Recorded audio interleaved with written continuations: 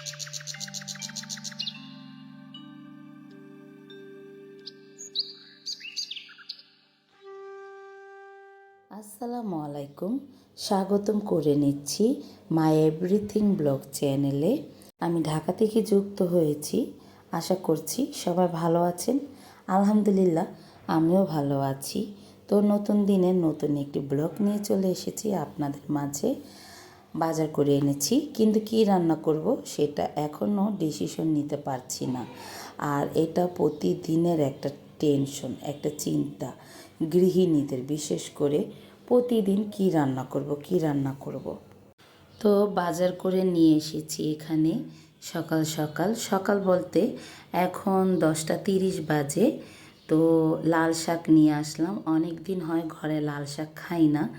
আর এখনকালের লাল শাক না বেশিরভাগই লাল হয় না। আগে মা যখন লাল শাক ভাজি করতো ভাত লাল হয়ে যেত, আর এখন লাল হয় না।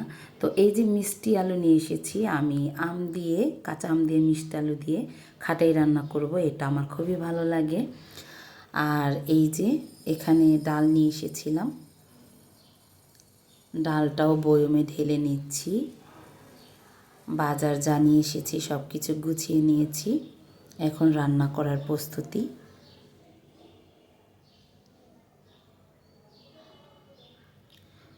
তো এখানে আমি ডিমগুলো ভালো করে ধুয়ে পরিষ্কার করে রেখে দিচ্ছি, কারণ ডিমের গায়ে কিছু ময়লা ছিল, আর সেই ময়লা সহ রেখে দিলে ফ্রিজ গন্ধ হয়ে যায়। চেষ্টা করি একটু পরিষ্কার করে রাখার। তারপরে প্রতিদিন যেহেতু আমরা সব কিছুই ব্যবহার করি, ময়লা তো হবেই। আর এখানে একটা ডিম ভেঙে গেছিলো, 1 ডজন ডিম, তো যেটা একদম নিচে ছিল সেটাই ভেঙে গেছে। এখানে আমার মেয়ে, আমার ভাস্তি, ওরা 2 বোন বলছে শসা কেটে দাও, শসা খাবো। তো আজ তো রবিবার, এটা হচ্ছে শনিবারের ভিডিও। শনিবার কি করেছি, পুরো দিন ভিডিও করে, এডিটিং করে, ভয়েস দিয়ে ভিডিও আপলোড করতে কিন্তু একদিন লেগে যায়, খুব সময় লাগে, যেহেতু ঘরের কাজও করতে হয়। তাই আমি শনিবারের ভিডিও রবিবারে ছাড়ি, রবিবারের ভিডিও সোমবারে ছাড়ি। এটা বেশিরভাগই এরকমই হয়ে থাকে। তো যাই হোক, আজ রবিবার, তো মেয়েদের শনিবারে স্কুল বন্ধ ছিল, তো যার কারণে ওরা বাসায় ছিল। তো বলতেছে শসা কেটে দাও, খিদা লাগছে, শসা খাবো। তো ওদের আমি শসা কেটে দিচ্ছিলাম আর বলতেছিলাম যে বৃহস্পতিবারে হাফ, শুক্রবারে মাফ, শনিবারে বাফরে বাফ। তো তোমাদের এতদিন শনিবারে স্কুল বন্ধ গেছে, এখন আর শনিবারে স্কুল বন্ধ নেই। সামনের সপ্তাহ থেকে শনিবারও স্কুল চলবে, আগের রুটিন। বৃহস্পতিবারে হাফ থাকবে, তাই একটু মজা করে মেয়েদের বলতেছিলাম। তো এখানে দেখেন, কথা বলতে বলতে আমি কিন্তু রান্না করে নিয়েছি আলু ভর্তা, ভাত, লাল শাক ভাজি করে নিয়েছি, কিন্তু লাল তো মানে কেমন ক্যামেরা আসতেছিলই না।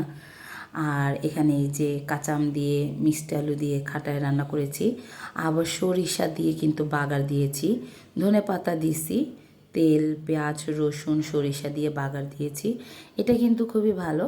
তো এখানে দেখেন, এটা হচ্ছে দুপুরে রান্না শেষে আমি একটু বাইরে গেছিলাম একটা গিফট আনার জন্য, সাথে এই র্যাকটাও নিয়ে এসেছি, কর্নার র্যাক।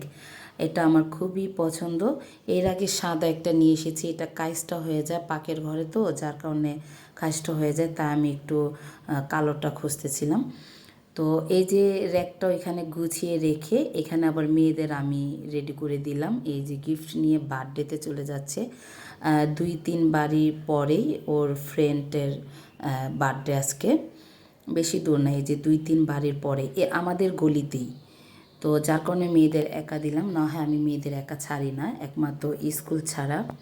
তো এই যে আরও বান্ধবীরাও আসছে নেওয়ার জন্য, চলে গেল 2 বোন। তো আমার ভিডিওটি যদি ভালো লেগে থাকে, প্লিজ প্লিজ আমার নতুন চ্যানেল সাবস্ক্রাইব করবেন, লাইক করে দিবেন, কমেন্ট করে জানাবেন আরও কিভাবে ভিডিওটি সাজালে ভালো হবে। প্লিজ সাপোর্ট করবেন আমার নতুন চ্যানেল, অবশ্যই সাবস্ক্রাইব করবেন। তো এই যে দেখেন, মেয়েদের বিদায় দিয়ে আপনাদের দেখাচ্ছি আমি কিন্তু কর্নার র্যাকটা কিচেন র্যাক বলে, কর্নার র্যাক বলে, তো এই যে সাজিয়ে নিলাম একটা ব্ল্যাক, কারণ এটা কি হবে কাইসটা হলে অত বেশি একটা বোঝা যাবে না। আর সাদাটা কি হয় বেশি মানে একটু হলে না বোঝা যায়, আমার বারবার এটা ক্লিন করতে হয়, পরিষ্কার করতে হয়, এই জন্য কালোটা নিয়ে আসলাম। ভাল লাগতেছে, আর একটু চেঞ্জ করলে না যে কোনো জিনিসই ভালো লাগে। আর এই যে সাদা র্যাকটা, এটাকেও ধুয়ে ভালো করে পরিষ্কার করে রেখে দিচ্ছি। আর এই যে যার বার্থডেতে গেছে ভিডিও করে দেখাতে পারলাম না, কারণ সবাই পছন্দ করে না, তাই কেকের ছবিটা তুলে নিয়ে এসেছে। যার বার্থডে ওর নাম হচ্ছে আশফি। ভিডিও এখানেই শেষ করছি। আসসালামু আলাইকুম।